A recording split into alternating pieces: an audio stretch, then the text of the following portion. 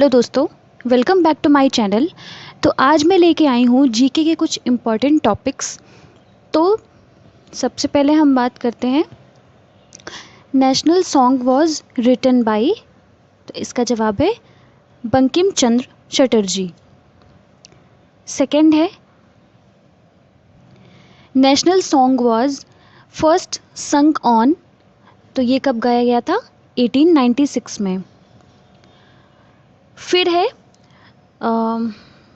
Tiger was adopted as national animal in November 1972।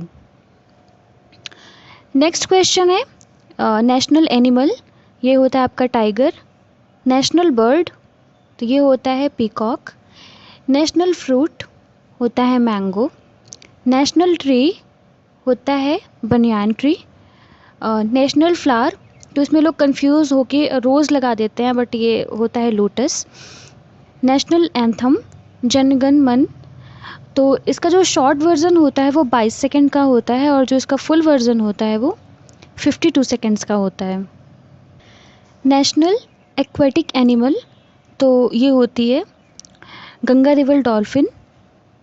National river है Ganga. National currency rupees.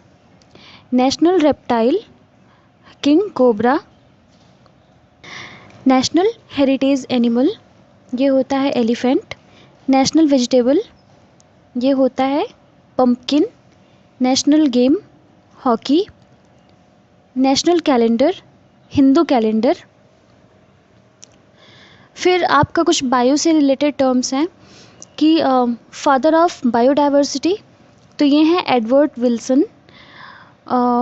Next question है कि IUCN का full form तो international union for conservation of nature and natural resources ये होता है IUCN का full form. फिर हम बात करते हैं बायोस्फीयर रिजर्व्स की। तो बायोस्फीयर रिजर्व के को 3 पार्ट में डिवाइड किया जाता है। पहला होता है कोर जोन, जो सबसे इनर पार्ट होता है। इसमें कोई भी ह्यूमन एक्टिविटी अलाउ नहीं होती है। फिर उससे जो आउटर पार्ट होता है उसको बफर जोन कहते हैं। इसमें लिमिटेड ह्यूमन एक्टिविटी, मतलब जो साइंटिस्ट वगैरह होते हैं बस वो अलाउड होते हैं। और जो सबसे आउटर पार्ट होता है वो होता है ट्रांजिशन जोन, जहाँ पे ह्यूमन एक्टिविटी अलाउ होती है। मतलब जैसे ये कटिंग हो गई, वुड कटिंग हो गई, और भी टूरिज़्म हो गया, तो वो वहाँ पे अलाउ होता है। फिर आता है कि पूरे वर्ल्ड में 408 बायोस्फीयर्स हैं, जिनमें से जो 14 हैं वो सिर्फ इंडिया में हैं। फिर हम बात करते हैं नेशनल पार्क एंड सेंचुरीज। तो ये पूछा जाता है कि इंडिया में कितने नेशनल पार्क हैं, कितने बायोस्फीयर हैं। तो इंडिया में 14 बायोस्फीयर रिजर्व्स, 90 नेशनल पार्क्स और 448 वाइल्ड लाइफ सेंचुरीज़ हैं। नेक्स्ट टॉपिक है आपका नेशनल पार्क्स ऑफ इंडिया। सबसे पहला आपका काजीरंगा नेशनल पार्क, ये है असम में।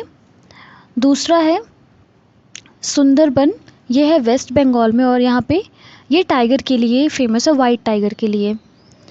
फिर आपका कार्बेट नेशनल पार्क, ये है उत्तराखंड में, और ये भी टाइगर के लिए फेमस है।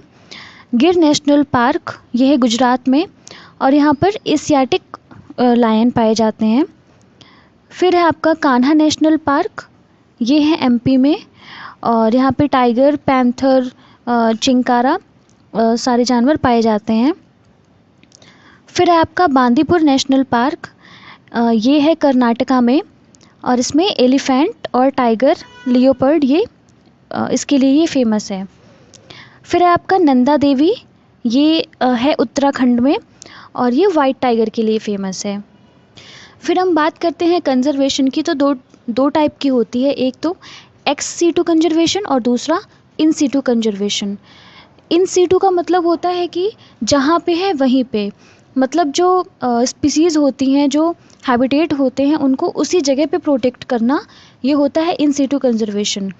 तो नेशनल पार्क हो गया, बायोस्फीयर रिजर्व हो गया, और वाइल्ड लाइफ सेंचुरीज़ हो गई, तो ये उनको उनके जगह पे ही प्रोटेक्ट किया जाता है। इनको हम इन सीटू कंजर्वेशन कहते हैं। फिर है एक्स सीटू कंजर्वेशन। तो एक्स का मतलब बाहर। तो अगर कोई स्पीसीज़ या फिर एनिमल है उसको उसके नेचुरल हैबिटेट में प्रोटेक्ट ना करके किसी बाहरी जगह पे उसको प्रोटेक्ट किया जाता है, उसको हम एक्स सीटू कंजर्वेशन कहते हैं। जैसे कि ये जो आपके जितने भी जू हो गए जहाँ पे एनिमल्स को ला के प्रोटेक्ट किया जाता है, जीन बैंक्स हो गए, सीड बैंक हो गए, बोटैनिकल गार्डन हो गए, ये सब एक्स सीटू कंजर्वेशन के एग्जाम्पल्स हैं। फिर हम बात करते हैं रेड डेटा बुक की। तो रेड डेटा बुक जो होती है इसमें जो बहुत डेंजर में जो एनिमल्स एंड प्लांट्स होते हैं उनको यहाँ पे लिस्टेड किया जाता है। और ये बुक मेंटेन की जाती है IUCN से। और IUCN का फुल फॉर्म तो पहले बताया है, international union for conservation of nature and natural resources. फिर हम बात करते हैं हॉटस्पॉट की। तो हॉटस्पॉट कुछ ऐसे स्पॉट होते हैं जहाँ पर डाइवर्सिटी बहुत ज़्यादा होती है, लार्ज नंबर पे होती है, और उसको प्रोटेक्ट करना बहुत ज़रूरी होता है। तो उस जगह को हम हॉटस्पॉट कहते हैं। तो इसमें दिया है कि जो पूरे वर्ल्ड में 34 हॉटस्पॉट एंड उसमें से 3 हॉटस्पॉट इंडिया में है, लेकिन ये नंबर अभी चेंज हो चुका है। 36 जो हॉटस्पॉट है वो पूरे वर्ल्ड में है और इसमें से 4 अब इंडिया में हो चुके हैं। फिर हम बात करते हैं चिपको मूवमेंट की। तो ये छोटा सा गांव था चामोली डिस्ट्रिक्ट में, वहाँ पे ये मूवमेंट हुआ था 1974 में। और ये क्यों हुआ था, क्योंकि जो एक किंग था वो ट्रीज़ को काटने का परमिशन दे दिया था, तो वहाँ के लोगों ने ट्रीज़ को हक किया था और उसी के साथ वो भी कट गए थे। तो इस मूवमेंट को हम चिपको मूवमेंट कहते हैं। इसकी जो लीडर थी वो थी अमृता देवी। तो उन्हीं के नाम पर Amrita Devi Bishnoi wildlife protection award भी दिया जाता है, जो भी पर्सन वाइल्ड लाइफ फील्ड में काम करता है। फिर हम बात करते हैं स्पीसीज़ डाइवर्सिटी की।